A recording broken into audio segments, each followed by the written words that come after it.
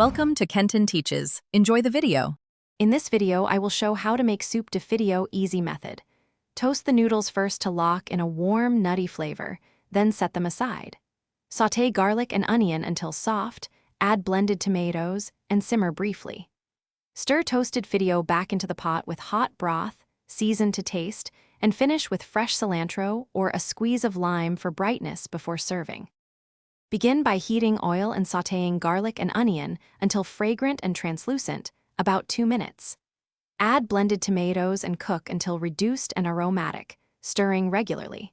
Pour in 4 cups of broth and bring to a gentle boil, then add toasted Fideo and lower the heat to simmer.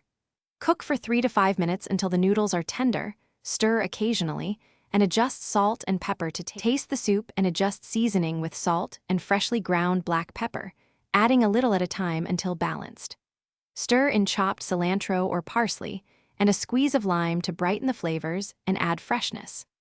Ladle the soup into bowls and top with optional avocado slices or crumbled queso for creaminess, and serve with warm tortillas or lime wedges so everyone can customize their bowl at the table. Thanks for watching. Please subscribe if this video was helpful.